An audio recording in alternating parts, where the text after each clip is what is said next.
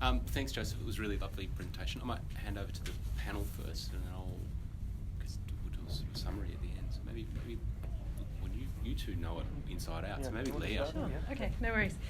Thank you very much, Joseph. It was a really interesting presentation. I thought it was a very clear summary of everything that you've been through to get to this point here. I particularly liked the way that you were using diagrams to define the terms and the frame of the research and what you were planning to do. So it was a very clear and cohesive presentation. The things I think that are really interesting, particularly at this point, if we think about transitioning into the PhD, are that you're working within a very a substantial and existing CHI model. And even just the way that you talk about research through design and design research within that framework, we have you do a project and then you do a case study and then you write it up and a body of research, blah, blah, blah. And I think that you're incredibly capable of doing all of that. And I think, to me, there's some really interesting richness in the artifacts. So there's a couple of different things. There's the scaffolding of theoretical structures around what you've done that would make that sort of much greater level of richness. And some of the things that I recorded were sort of thinking about, because I think when I read this, I'm like, it's this great artifact, it's doing this thing, this is how we document the interaction. But I think that there's just so much happening in those interactions in terms of participatory design. These are operating as boundary objects, the empathy that's created between the artifact and the person. So the incredible impact that this design work is having on people in space, and that space between people and the artifact. And so I think that in addition to fulfilling all of those milestones within the lab structure, that there is also this opportunity to kind of scaffold deep research around the artifact and what the artifact is doing to people in space.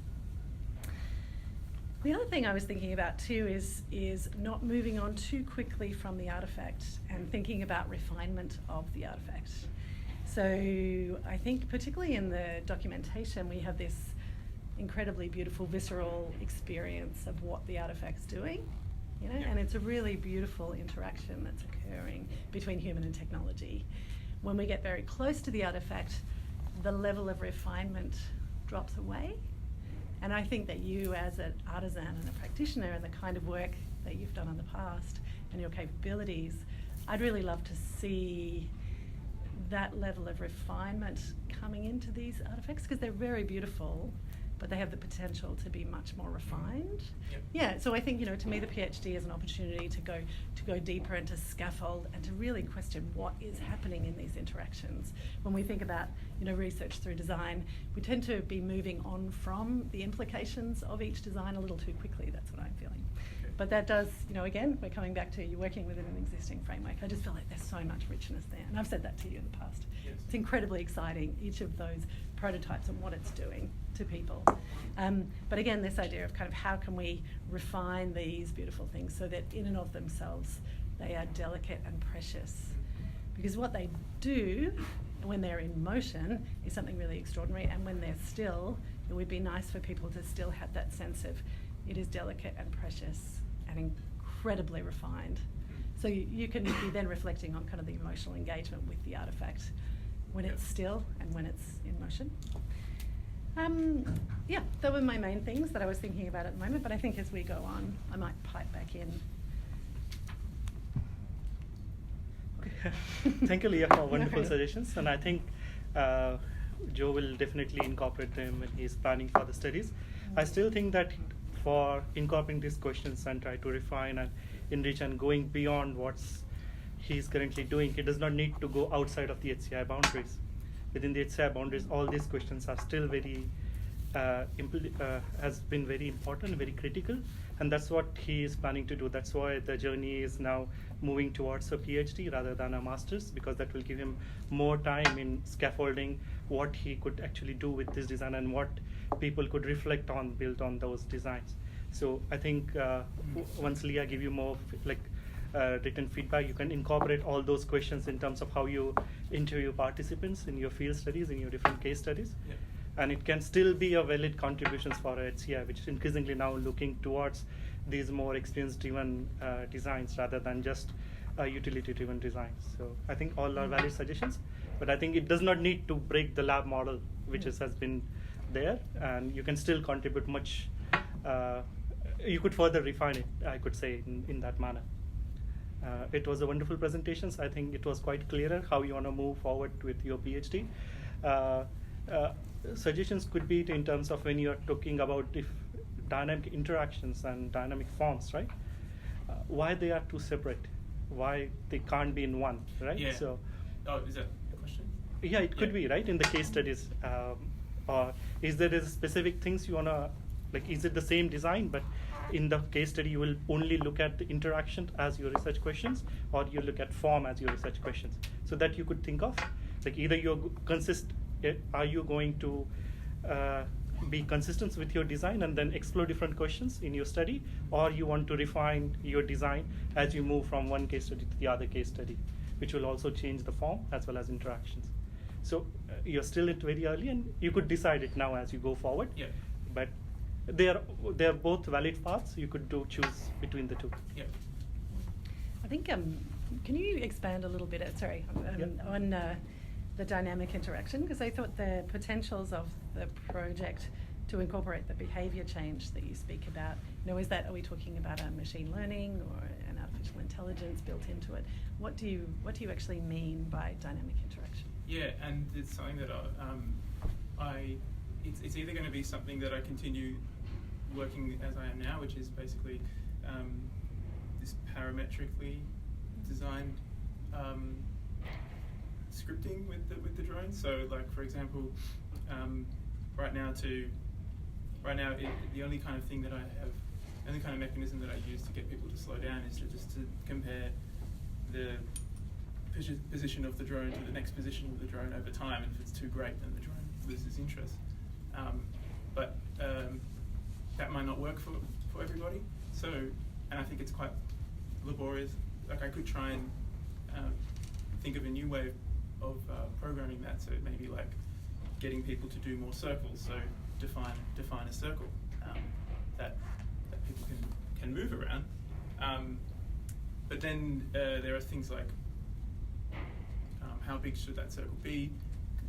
There's a whole bunch of reasons, like why it could be too big for one person and not big enough for the other. So I'm pretty sure that, like, I would be able to do that the way I've been working now, which is like just lines of parametric code. But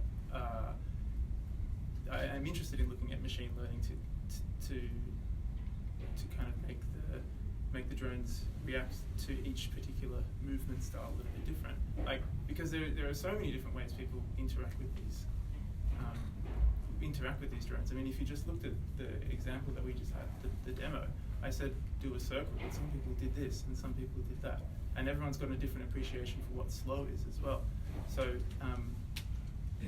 if you have this starting point where, say, you approach the drones and you're a dancer and you already have a very good appreciation of kind of how your body moves and things like that, then maybe you're moving the drone differently to, say, someone who works a desk job and doesn't do any kind of somatic work or anything like that. And so the way the drone would behave between those two people is different. Yeah, no, that's great. And that's really interesting too, because that points to this idea of personalised technologies. They could be assistive technologies as well. So if you have a tremor, you would have a very different experience of trying to control the drone. So, that idea of building some learning into it so that it's responding to and building a relationship with its person. That's right. Yeah. To control is really, like, super interesting. Yeah. And the other thing I was wondering about in terms of the dynamic form, so the notion of it withering or responding to attention, again comes back to the relationship that's formed between the person using the technology and the technology, so that space between technology and person. So it'd be really interesting. I thought maybe we could look at some nitinol or shape memory metals or shape memory polymers, and they're really cool because because I like the idea of, like, that's why I put it in the third case study, is like just giving this to people for 3 weeks and they take it home and like, what if they keep doing this because they're nervous or something, and then that's reflected in the drone when they use it, things like that. So.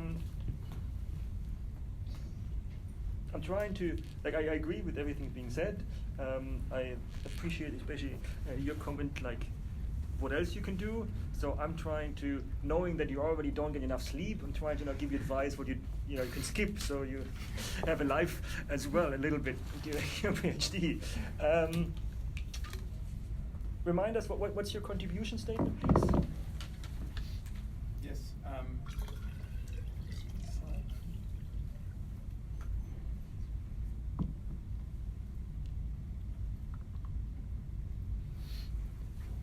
Yeah, so the way I understand it is that through these 3 separate projects, we can kind of inspire people to move towards more specific applications. So we'll be linking. So it's a framework to guide design researchers. Yes. Right? So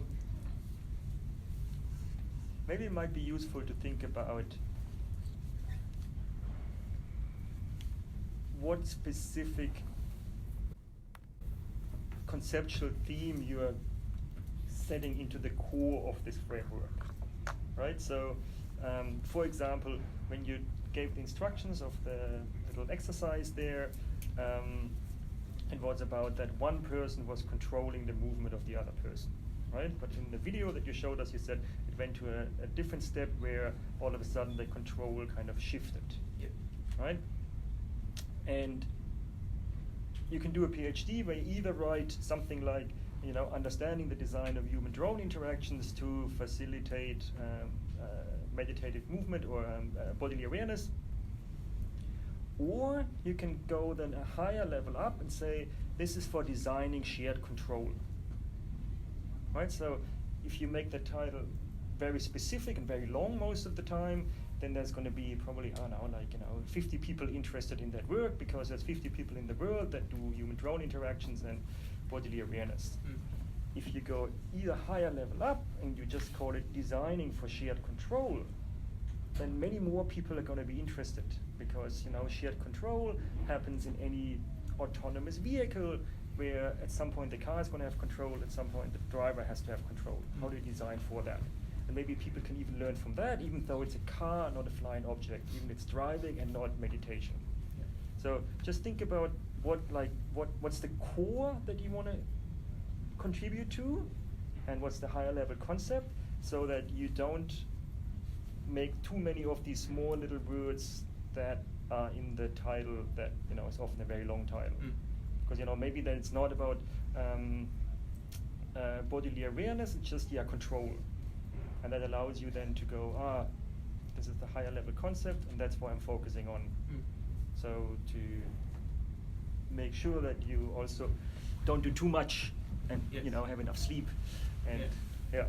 So do you think that can get a step closer to that after the case study in my mind? Because I think that we can get a step closer to that in the case study in my mind, because we would be able to tell what aspect of the design have had the desired effect. Mhm. What's the effect, for example? Yeah, Like put it in when one we pull it all word. apart, we ask questions like, would the experience have been the same if this was just a drone and not a flower? And people say, oh yeah, the flower was unnecessary or something like that. And we kind of get an idea of saying, oh okay, this is more about the position of the hands relative to the drone than something about the narrative. And then you can kind of look for that level of abstraction that you're talking about. Is that what does that make sense? Yeah. Which is what you said earlier, right? Yeah. So how does it matter that it moves versus it sits still? Yeah. Right? So by you then deciding where your focus is doesn't mean that other people can't do that. Other people, you have to leave some other work for other people too, and what you do afterwards. So by then going, if the movement is the most important one, I acknowledge that it's important when it stays still, but I give some recommendations so other people can follow that. Yeah. Or the other way around. Yeah. Right? So, yeah. And those recommendations would be, I guess, like part of the framework. That'd be the framework, I imagine. I've got a few sort of comments or questions or comments. I'm not sure what they are yet. But one of them is really around this idea of the kind of your approach, so your method of working, which is very, very time consuming and making repetitions of things so that you've got backups and you can test it with, there's all this sort of work that's involved. Yeah. And there's a lovely book that Ilpo Koskinen wrote a few years ago with Stefan Benzine and a few other people around essentially a survey of the way in which design research is undertaken. And it's called Lab, Field and Showroom. You remember the book? Yeah. So you and so they sort of basically classify it doesn't actually matter what the subject matter is. It doesn't matter if you're dealing with people who are doing Feldenkrais or it's about attention or anything. It's about the way you work. It's essentially the crux of the book. And so they talk about 3 ways of working. So one way is this very engaged field work, highly applied, often very participatory sort of thing. And then there's a way of working which is essentially working to generate things that draw people in, like an exhibition or a department store. So that's the showcase type approach. And the other approach is the lab, which is kind of like the mad inventor, just doing it because they're totally immersed in the technology and the imagination that can bring. And I sort of see you functioning much more in that way. So those photographs of yourself completely mesmerising yourself with drones. It's like hypnotising yourself. But interesting. First image. Yeah, so that kind of approach, from a design perspective, is really interesting. I think often, and this is where I think the technical end of HCI is really interesting for design, in that because, there's lots of ways you can criticise it, but because it is quite focused on the really specific technical challenge, and then it looks at the application of that challenge beyond, once it's resolved, it can often come up with things that you could never come up with if you're going and asking people. So like a market survey focus group approach to designing it would never generate this. Yes. So that's one side. So I think sort of getting comfortable with the way you work, and then that will help you, collapse down the number of options you've got in terms of validation and evaluation of the research. Would be really worthwhile, I think, for the PhD. The other thing is that you sort of enter into this really interesting, from the masters, which had quite a particular focus, into this new focus. It's entering into this interesting world of the kind of automator, like the robot. Yeah. And so that itself has a very interesting social, cultural, historical kind of perspective. And so you go right back to, say, the very first Toshiba robots, which were these little wooden things with springs and wheels that would deliver cups of tea to people and reverse and bow and stuff, through to, Aibo. The interesting thing about those ones, particularly in the Japanese context, they're all about deference or loneliness. And I see this thing being about deference and loneliness. Yeah. In a lot of ways. Yep. So it's very isolated. I mean, I'm sure you could probably do it as a code it so it's a collaborative thing. Yes. Yeah. But in its current state, it's very much about being one-on-one. Yeah. present. There was at Kai who had a broken arm, so we ended up doing the work. There were one hand pad each. Okay. Yeah. So that works straight off the bat. Is interesting. Yeah. Yeah. But so this idea of the object, the technical object, as something that has where we can project some sense of it being something, like being another entity or having some sense, is really interesting. And I think you kind of start doing that with this, just through that action of you're not even controlling it. Like, it's controlling you more than you're controlling it. Yeah. But it's a really interesting set of questions for design. I do. Yeah. I like the ideas of how to work with something. Yeah, because I think in this particular thing where it's relying on other people moving and other people's practices, and there's so much variation in that, you could very easily just focus it on what's the impact and effect on people for this thing, which might be a completely different set of questions than where can the technology go, which then might produce a whole lot of other things. But I think you just need to determine where you want to make that contribution. Yeah. And the other thing I was going to suggest, which is more of something for you to go and do, so there's a bunch of research happening out in aerospace engineering, looking at essentially using the same kind of technologies you're looking at, but attaching them to kestrels, so to birds, sticking them in Is wind Hubble tunnels. done Yeah, and Simon Watkins. Oh, yeah. So sticking them in wind tunnels and essentially using those technology sets on animals to determine how they deal in real time with condition changes, so turbulence and air pockets and all that sort of stuff, and then using that information to then reprogram drones so that drones microflight can be. So the technical application is potentially huge. Yes. But unless you do the primary technical research, you don't necessarily know what that application can be. So, yeah. And so perhaps I've done my dash on primary technical research, and now it's trying to... We've got this space in the lab. It's a platform to do many, many things on. Yeah. And starting filling that in anyway. Yeah. I might just say one or two more things too, just responding to all of these comments. Yeah.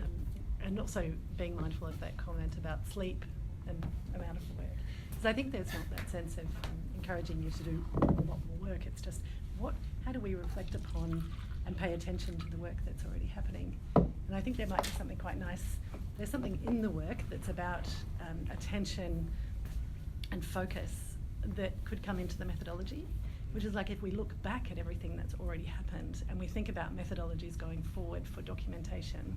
So there are there's all sorts of types of documentation. There's the documentation through the surveys and analysis in that frame, but there's also the documentation of the design process and the design practice and the kinds of things, the ways of working that you're employing as you move through this design project, and how you're responding to the feedback that's coming back to you from participants in the studies. So there's all sorts of richness in that space that I think would be really wonderful to start to think about going forward into the PhD. And that is really, I think that might be more of a contribution at the end of the day than a framework. Yeah. So it is actually, there is a way of practicing and a way of working in this human-computer interaction space that is about mindfulness and meditative movement, that is not just in the studies, but is also in the way that you're working and you're researching. Yeah, okay. Yeah, I don't know.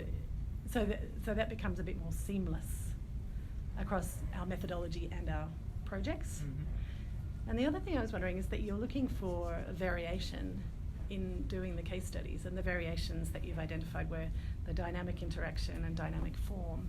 But even good dynamic context could provide you've already got an established system, but if we were to use it in aged care, that would provide a very different dynamic context, or if we used it in the children's hospital, or if we used it in a variety of different scenarios, then the context shifts, and that gives you an entirely different scenario in which to test the technology and test your methodologies and your ways of working. Yeah.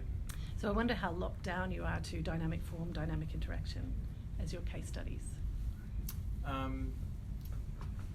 Well, it's just something that I'm not particularly locked down to it. It's just something that I guess I look at it quite pragmatically. Coming from product design, it's like, what can I potentially create with my own skill sets, taking into account what I think I can learn between now and the next case study. Yeah. So it's very pragmatic in that way. But rather than making whole new things, it's like, if I just take that there, And put it. and with this community and with this framing, then I get all sorts of other types of information out of that. Yep. Yeah, and if that was with a presence theory framing, or a different type of framing, or with a different community of users, because basically at the places where you've tested are all able-bodied people, sort of 20 to 50. There's probably a sort of self-similarity within that user group, but even just changing that context might be a way to decrease the amount of physical labour at the bench, increase the amount of thinking time. Yeah. I've got a question. Do you care about users? Do I care? Yeah, I about mean, you can say you don't. That's No, fine. right. Or are they there? Like, are these practices there essentially towards a technical means? No, I think that I'm trying to use. I'm taking technology that, say the UAS team, the unmanned aerial vehicle team, unmanned aerial systems team, and I kind of want to see them. Yeah, like I said before, it's with the PhD motivation. It's like I want to see how this technology can be used as a reflective tool. So yeah, Okay. I really want people to. I love seeing. I always say to Floyd, it's like, but I love seeing the prototype's in people's hands, Yeah. and I want to kind of keep pushing. Yeah. Yeah, Like it's just right now. now You're does. making me Yeah, very he happy loves to that, stop and it. you hold it like that. Yeah, but that's such a. I'm saying it flies. You shouldn't hold it. Oh, but that's such a that's a really powerful question, Yeah. and it's something for you to think about. Like, if you really care about that, then how do you assess the efficacy of the project? Mm. And it's not necessarily tick A, B, C, D, E. Yeah. It's about, like, did it change you emotionally over a period of time? Yeah. Did you live with it and learn to love it? And, you know, for me to learn to love it, I need it to respond to me, or, you know, Mm. I build a relationship with it. And that just brings a different type of kind Yeah. of thinking to it. It's not just a thing. And that's what I've been talking about. We feel like we move through it very quickly. Mm. Okay, I've made this thing, I put it out there, tested it, move on. Another thing, test it. But if you care deeply about users and their engagement with the thing that you've made. Yeah. I mean, the kind of engagement that I have in mind is something that is over a long period of time in the wild study, and looking at the drones as it is now, it takes a long time to set up and run. A lot of things can go wrong. So it's like part of the reason why I'm slaving away at the desk is to kind of get it to a point where I can give it to someone and say, okay, see you in 2 weeks, tell me what it's like. And that sample group might not need to be necessarily huge, because they become, you know, a different type of study. Mm. Are you saying like just one person? Yeah. Yeah. 1, 2, 3. Absolutely. Yeah. As opposed to 40 or 50. Mm-hmm. Yep.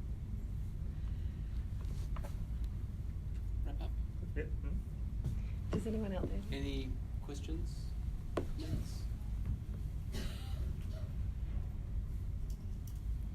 Such a compliant. You've hypnotised them all. Thanks for coming. Yeah. Thanks, everyone. Now I want 12 drones back at the end of this. Thanks. All right. Yeah. Thank you again. Thank you.